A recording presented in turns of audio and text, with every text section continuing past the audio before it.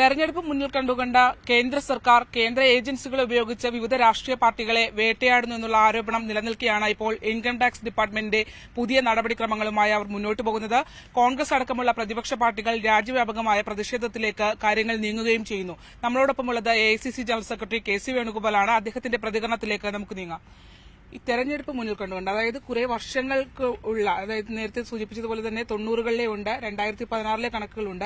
എന്തുകൊണ്ടായിരിക്കും തെരഞ്ഞെടുപ്പിന് തൊട്ട് മുന്നിൽ ഇത്തരത്തിൽ കേന്ദ്ര സർക്കാർ ഇത്തരം നടപടികളിലേക്ക് നീങ്ങുന്നത്? അവര് സാമന്താനം ദണ്ഡം ഇവരെല്ലാം നോക്കിയിട്ടും തെരഞ്ഞെടുപ്പിൽ ജയിക്കില്ല എന്ന് മനസ്സിലായപ്പോൾ രാഷ്ട്രീയ പാർട്ടികൾക്ക് ജനാധിപത്യ രീതിയിൽ നൽകേണ്ട ലെവൽ പ്ലേയിങ് ഫീൽഡ് നിഷേധിക്കുന്ന രീതിയിൽ വളരെ ജനാധിപത്യ വിരുദ്ധമായ നടപടികൾ ചെയ്തുകൊണ്ടിരിക്കുകയാണ്.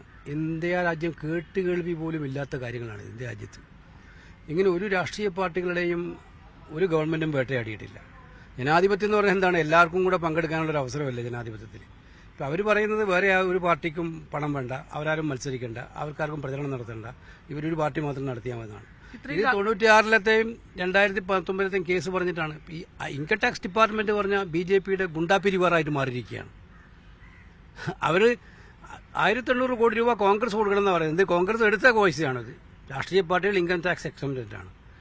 ഞങ്ങളുടെ എന്നാൽ BJP ആണെങ്കിലും BJP ഇന്നലെ ഞങ്ങൾ പത്രസമ്മേളനത്തിൽ പറഞ്ഞാണ്, BJP ഇതൊന്നും കൊടുക്കുന്നില്ല. ഞങ്ങൾക്കുള്ളത് അതേ കാര്യങ്ങൾ ബാധകമായ BJPക്കെതിരെ ഒരു നടപടിയുമില്ല. അവർ ഫ്രീ ആണ്, BJP ഫ്രീ ആണ്, അവർക്ക് എന്തും ചെയ്യാം. കോൺഗ്രസിനെയും മറ്റ് പ്രതിപക്ഷ പാർട്ടികളെയും വേട്ടയാടാൻ ശ്രമിച്ചുകൊണ്ടിരിക്കുകയാണ്. ഇത് അവരുടെ പരാജയ ഭീതിയിൽ നിന്നുണ്ടായതാണ്. ഞങ്ങൾ അതിജീവിക്കും ഇതിനെയൊക്കെ. ഇതുവരെ ഇന്ത്യൻ രാഷ്ട്രീയം കണ്ട ഒരു ജനാധിപത്യ രീതിയിലുള്ള ഒരു മര്യാദകളുണ്ട്. ആ മര്യാദകളെല്ലാം ലംഘിച്ചുകൊണ്ടാണ് ഈ സർക്കാർ മുന്നോട്ട് പോകുന്നത്. അതാണല്ലോ നടക്കുന്നത്. അവർ ഈ രാജ്യത്തെ നടക്കുന്നത് അവർക്ക് ഭരണം നിലനിർത്താനും ഈ ഭരണഘടന തന്നെ ഭേദഗതി ചെയ്യാനും വേണ്ടിയിട്ടുള്ള പരിശ്രമങ്ങൾക്ക് വേണ്ടി അവർ നടത്തുകയാണ്. അതിനവർ ചെയ്യുന്ന മാർഗം എന്ന് പറയുന്നത് ഭരണം പൂർണ്ണമായും പരാജയമാണ്. എല്ലാ മേഖലയിലും ഭരണം പരാജയമാണ്. ആ ഭരണപരാജയം മറച്ചു വെച്ചുകൊണ്ട് രാഷ്ട്രീയ പാർട്ടികൾക്കുള്ള തെരഞ്ഞെടുപ്പിൽ മത്സരിക്കാനുള്ള അവസരം നിഷേധിക്കുകയാണ് അവർ ചെയ്തുകൊണ്ടിരിക്കുന്നത്. ഫ്രീ ആൻഡ് ഫെയർ ഇലക്ഷൻ എന്ന് പറഞ്ഞാൽ what you mean by free and fair election?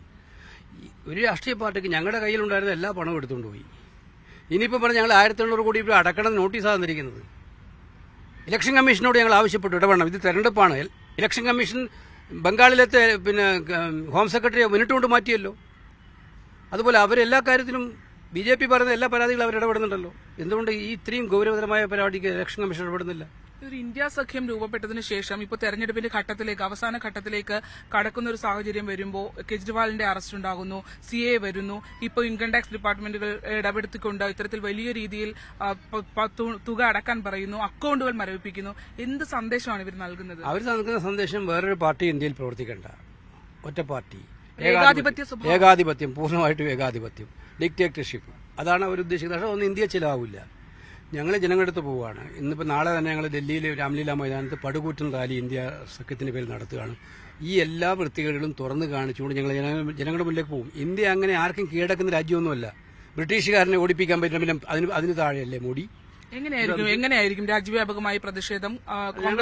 ഞങ്ങൾ ഇന്നിപ്പോൾ എല്ലാ സംസ്ഥാനങ്ങളിലും ഞങ്ങൾ ഇന്നും നാളെയായിട്ട് സംസ്ഥാനങ്ങളും ജില്ലകളിൽ നടത്താൻ പറഞ്ഞിട്ടുണ്ട് ഇത്തരം പ്രതിഷേധങ്ങൾ. എല്ലായിടത്തും പ്രതിഷേധമായിട്ട് മുന്നോട്ട് പോകും. തെരഞ്ഞെടുപ്പ് ഘട്ടത്തിൽ ഒരു പ്രതിഷേധം, അതൊരു വേറെ മാർഗം എന്താ? വേറെ മാർഗം എന്താണ്? ജനങ്ങളുടെ മുന്നിലേക്ക് പോകാൻ വേണ്ട സമയത്ത് ഞങ്ങളുടെ എല്ലാം നിഷേധിക്കുമ്പോൾ ഞങ്ങൾ ജനങ്ങളുടെ വീണ്ടും പോയി പറയണമല്ലോ. ഇതിനെയൊന്നും സഹിച്ചിട്ടും അടിമപ്പെട്ടും ജീവിക്കാൻ ഞങ്ങളാരും തീരുമാനിച്ചിട്ടില്ല. ഞാൻ രാഷ്ട്രീയ പ്രസ്ഥാനം തീരുമാനിച്ചിട്ടില്ല. പോരാടി ജയിക്കും. ഇതാണ് ഞങ്ങൾ. BJP എവിടെയെങ്കിലും ഭയക്കുന്നുണ്ടോ? അതുകൊണ്ടല്ലേ ഇത്. അല്ലെങ്കിൽ അവർക്ക് 400 സീറ്റ് കിട്ടുന്ന അയാൾ എല്ലാ ദിവസവും പറയണം നമ്മുടെ പ്രധാനമന്ത്രി. അങ്ങനെയാണെങ്കിൽ എന്തിനാ എന്ത് കേട്ടുകേൾവി പോലും ഈ ജനാധിപത്യ വിരുദ്ധ നടപടി സ്വീകരിക്കുന്നത്? അപ്പൊ അവരുടെ പരാജയ ഭീതിയിൽ നിന്നാണ് ഇതൊക്കെ കാര്യങ്ങളൊക്കെ ഉണ്ടായിരിക്കുന്നത്. കോർഡിനേഷനുമായിട്ട് ബന്ധപ്പെട്ട് ഇന്ന് ഡൽഹിയിലേക്ക് മടങ്ങുമോ? എന്താ സാഹചര്യം? നാളത്തെ പ്രതിഷേധങ്ങളും കാര്യങ്ങളും ഇന്ന് രാത്രി എങ്ങനെയുണ്ട്? ആലപ്പുഴയിലെ പ്രചരണവും കാര്യങ്ങളും ഒക്കെ? ഒരു പ്രശ്നം ഇതേ ഉള്ളൂ, ആലപ്പുഴയിൽ കൂടുതൽ സമയം നിൽക്കാൻ പറ്റുന്നില്ല ഈ ഉത്തരവാദിത്തങ്ങളൊക്കെ ഉള്ളതുകൊണ്ട്. ബാക്കി വളരെ സുഖകരമായ ജനങ്ങൾ നൽകുന്ന സ്നേഹം, വാത്സല്യം, പിന്തുണ. ഈ കൌണ്ടിംഗ് ഡേയിൽ എന്തായിരിക്കും ആലപ്പുഴയിൽ നിന്ന് KC വേണുഗോപാൽ പ്രതീക്ഷിക്കുന്നത്? എത്ര വോട്ടിന്റെ ഭൂരിപക്ഷം, അല്ലെങ്കിൽ എന്തായിരിക്കും? ഞാൻ ജനങ്ങളെ വെല്ലുവിളിക്കാറില്ല ഒരിക്കലും. എല്ലാ അവകാശം ജനങ്ങളുടെ കയ്യിലാണുള്ളത്. ഇപ്പോൾ അവരാണ് തീരുമാനിക്കേണ്ടത് അവരുടെ ജനപ്രതിനിധി ആരാണ്. എന്റെ പ്രവർത്തനം അവരുടെ മുന്നിലുണ്ട്, രാഷ്ട്രീയം അവരുടെ മുന്നിലുണ്ട്, സമകാലീന രാഷ്ട്രീയമാണ്. എനിക്ക് നമ്മുടെ നാട്ടിലെ ഇപ്പം പ്രചരണം നടത്തിയപ്പോൾ കുറേ ദിവസം പ്രചരണം നടത്തിയപ്പോൾ പൂർണ്ണ ആത്മവിശ്വാസമുണ്ട്, നന്നായിട്ട് ജയിക്കുന്നു. അതാണ് അദ്ദേഹം പറയുന്നത്. ഒപ്പം തന്നെ ആത്മവിശ്വാസം പങ്കിടുന്നതിനൊപ്പം തന്നെ വരും ദിവസങ്ങൾ ശക്തമായ പ്രതിഷേധത്തിലേക്ക് പ്രതിപക്ഷ പാർട്ടികൾക്ക് പോകേണ്ടി വരുമെന്നുള്ളതാണ്. ഇന്ന് തന്നെ അതിന്റെ നേതൃത്വവുമായി ബന്ധപ്പെട്ട് അദ്ദേഹം ഡൽഹിയിലേക്ക് മടങ്ങും. നാളെ മുതൽ വലിയ പ്രതിഷേധങ്ങൾ രാംലീല മൈതാനത്തടക്കം വലിയ പ്രതിഷേധങ്ങൾക്ക് രാജ്യം സാക്ഷിയാകുമെന്നുള്ളതാണ് AICC ജനറൽ സെക്രട്ടറി കൂടിയായ KC വേണുഗോപാൽ ന്യൂസ് 18നോട് പറഞ്ഞിരിക്കുന്നത്. ക്യാമറമാൻ പ്രശാന്ത് മംഗലശ്ശേരിക്കൊപ്പം ആലപ്പുഴയിൽ നിന്നും ശരണ്യ സ്നേഹജൻ, ന്യൂസ് 18.